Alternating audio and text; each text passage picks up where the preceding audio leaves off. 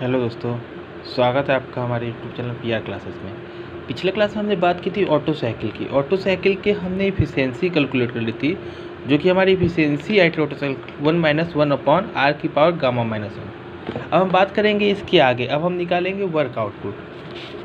अब हम बात करते हैं वर्क आउटपुट की कि हमारा वर्क आउटपुट क्या होगा। चलिए हम आज स्टार्ट करते हैं क्लास में वर्क आउटपुट।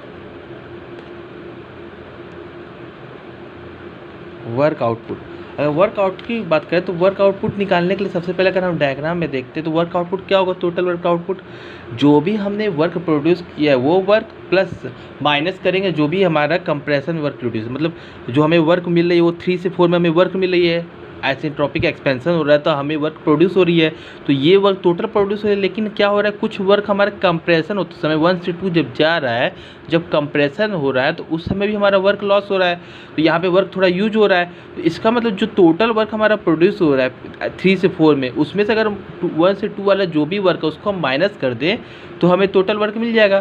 तो वर्क आउटपुट की बात करें, ये भी हमारा आइसेंट्रोपिक एक्सपेंशन है, ये भी हमारा आइसेंट्रोपिक कंप्रेशन है।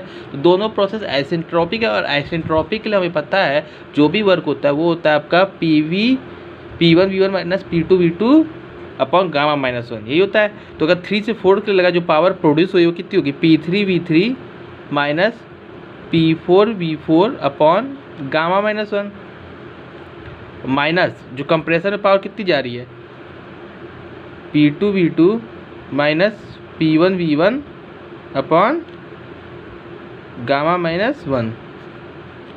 इसी को तो माइनस करेंगे कि क्या हो रहा है, जब कंप्रेशन होगा टोटल वर्क जोड़ेंगे तो हमें क्या है, एक्सपेंशन का वर्क प्लस ये वर्क जोड़ना है, लेकिन ये वर्क में कंप्रेशन हो रहा है तो लॉस हो रहा है, इस वजह से हमने ये माइनस किया है, माइनस करके P2 V2 minus P1 V1 किया है। अगर हम प्लस करना चाहेंगे तो P1 V1 minus P2 V2 हो जाएगा।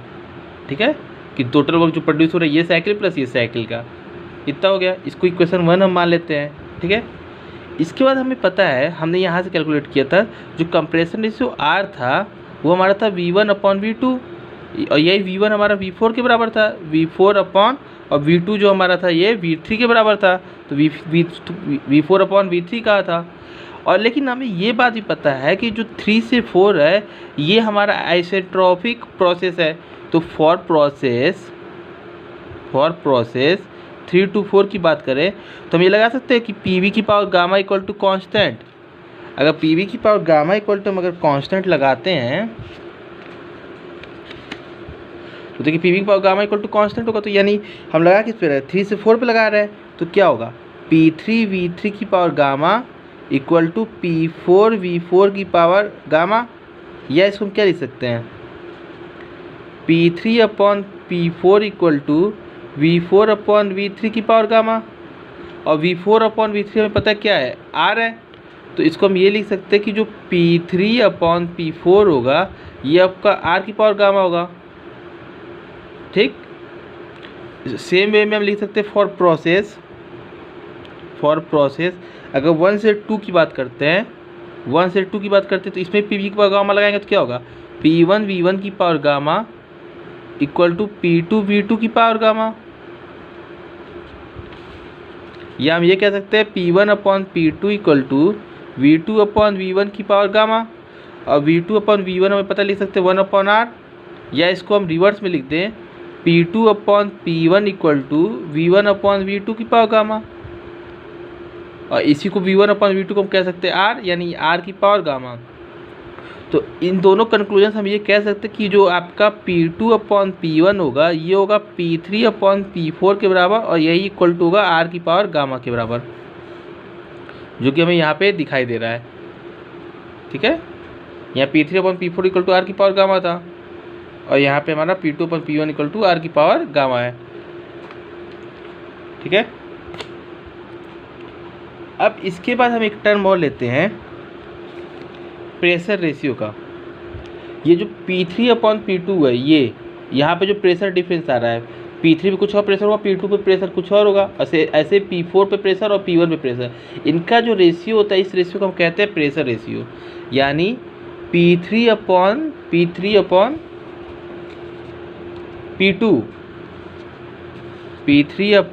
P2 दिस इक्वल टू हो जाएगा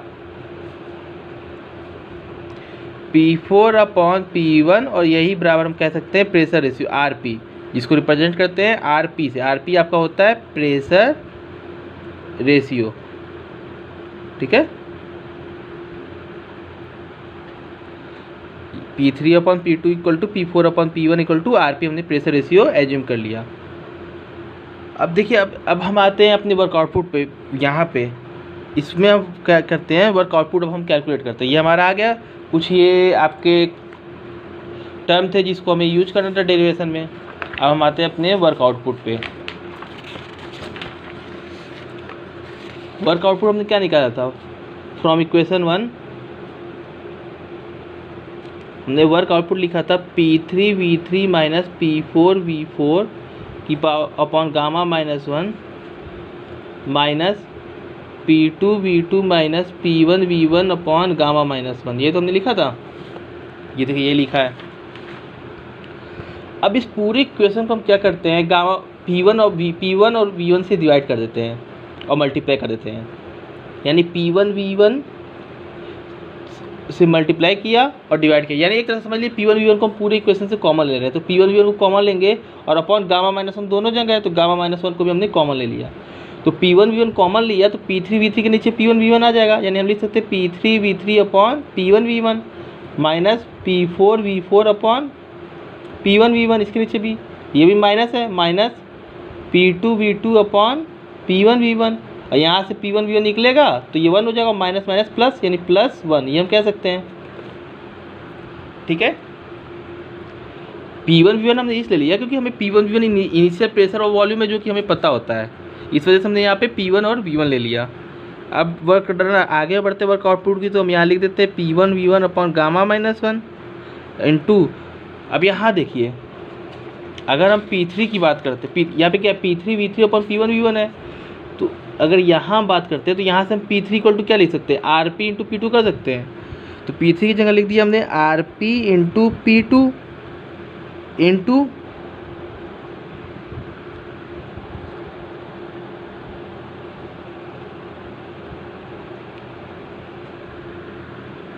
इंटू यहाँ पे हमारा क्या है, V3 है। तो देखिए V3 की जगह हम यहाँ से क्या लिख सकते हैं, V3 की जगह हम लिख सकते हैं, यहाँ से अगर V3 निकाले तो क्या जाएगा V4 अपॉन R।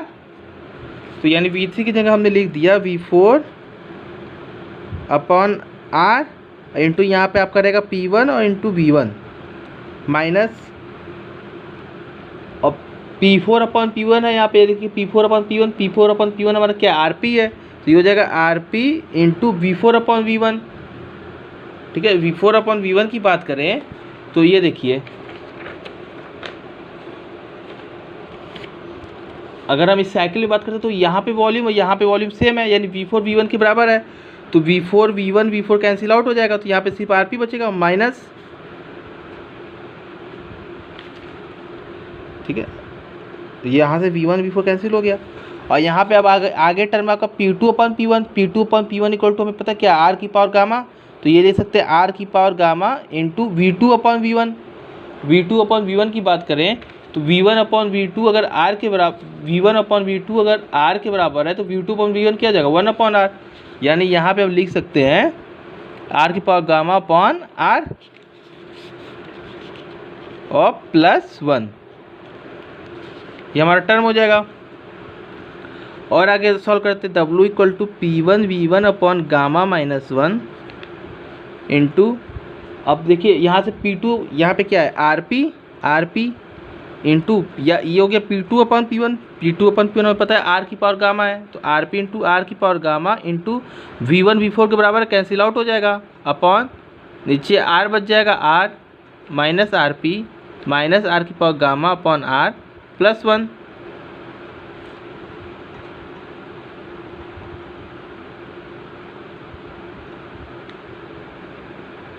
ठीक है। ये R को और इस R को ऊपर ले जाते हैं तो क्या हो जाएगा W equal to P1V1 upon gamma minus 1 RP into, ये ऊपर जाएगा तो +1 था माइनस 1 हो जाएगा, तो RP इंटू R की power gamma minus 1 minus RP minus R की पावर गामा माइनस 1 +1, ये R ऊपर जाएगा तो गामा प्लस गामा माइनस 1 हो जाएगा, R की पावर गामा इंटू R की पावर माइनस 1 यानी गामा माइनस 1। अब इसको और सॉल्व करते हैं W equal to P1V1 upon gamma minus 1। ये देखिए इन दोनों में RP अगर कॉमन ले ले तो क्या होगा, RP कॉमन ले ले क्या मिल गया ब्रैकेट में, R की पावर गामा माइनस 1 और यहाँ से -1 कॉमन ले लिया हमने तो ये मिल गया R की पावर गामा -1 पूरे। देखिए अब इसमें से R की पावर गामा -1 यहाँ भी, R की पावर गामा -1 यहाँ भी है, तो इसको भी कॉमन ले लिया। जैसे W इक्वल टू क्या हो जाएगा, P1V1 अपॉन गामा -1 R की पावर गामा -1 और ब्रैकेट में RP -1। यानी अगर हम वर्क आउटपुट की बात करें तो वर्क आउटपुट का फॉर्मूला में क्या मिल गया, P1V1 अपॉन गामा -1, एक ब्रैकेट में R की पावर गामा -1 दूसरे ब्रैकेट में RP -1। RP क्या हमारा, RP is the pressure ratio है हमारे पास, ठीक है। ये हमारा वर्क आउटपुट निकल गया और हमने एफिशिएंसी पहले ही निकाला था। अब आगे हम बात करते हैं नेक्स्ट टर्म के ऑटो साइकिल की, मीन इफेक्टिव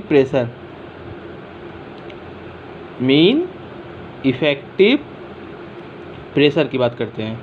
तो मीन इफेक्टिव प्रेशर जो होता है, जैसे क्या होता है टोटल प्रेशर होगा, लेकिन हम टोटल प्रेशर तो कैलकुलेट कर नहीं सकते, इस वजह से हम कैलकुलेट कर रहे हैं बीच के प्रेशर को, एक मीन इफेक्टिव प्रेशर की जो एवरेज प्रेशर होता है वो कितना आपका होगा, ठीक है। तो अगर हम मीन इफेक्टिव प्रेशर की बात करें तो मीन इफेक्टिव प्रेशर को हम रिप्रेजेंट करते हैं PM से, M मतलब मीन, P मतलब प्रेशर, मीन इफेक्टिव प्रेशर। ये होता है आपका work output upon swept volume. Work output अभी हमने निकाला है। अगर स्वेप्ट वॉल्यूम की बात करें तो स्वेप्ट वॉल्यूम हमें पता है क्या होता है, स्वेप्ट वॉल्यूम की बात करें तो स्वेप्ट वॉल्यूम हमें पता क्या होता है, V1 minus V2। Total volume में से अगर हम क्लियरेंस वॉल्यूम घटाते हैं तभी तो स्वेप्ट वॉल्यूम होता है, यानी टोटल वॉल्यूम ये क्या आपका V1 और क्लियरेंस वॉल्यूम V2, यही तो आपका स्वेप्ट वॉल्यूम होगा, यानी V1 माइनस V2 जो हमारा होगा वो स्वेप्ट वॉल्यूम होगा। और हमें पता है अगर इसमें से हम V2 कॉमन ले लें तो V2 कॉमन लेने क्या हो जाएगा, V1 अपॉन V2 माइनस 1, ठीक है। या हम इसको क्या लिख सकते हैं, V2 into V1 upon V2 हमारा क्या, V1 अपॉन V2 R है। देखिए यहाँ पे R equal to V1 upon V2, यानी V2 इंटू R माइनस 1 कर सकते हैं, ठीक।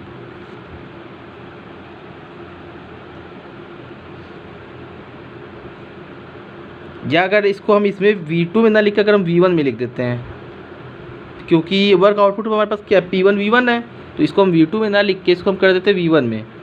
तो अगर हम V1 में करेंगे तो क्या होगा, इसको हटा दीजिए, यहाँ से हम कॉमन ले लेते हैं V1 कॉमन ले लेते क्या हो जाएगा, 1 माइनस V2 अपॉन V1, ठीक है। यानी V1 रहेगा, ये V1 1 minus V2 upon V1 को क्या लिख सकते हैं, 1 अपॉन R, या इसको हम कह सकते हैं V1 ब्रैकेट में R माइनस 1 अपॉन R, ठीक है। ये स्वेट वॉल्यूम हो जाएगा। तो यानी मीन इफेक्टिव प्रेशर लिख रहे हैं तो work output upon sweat volume है।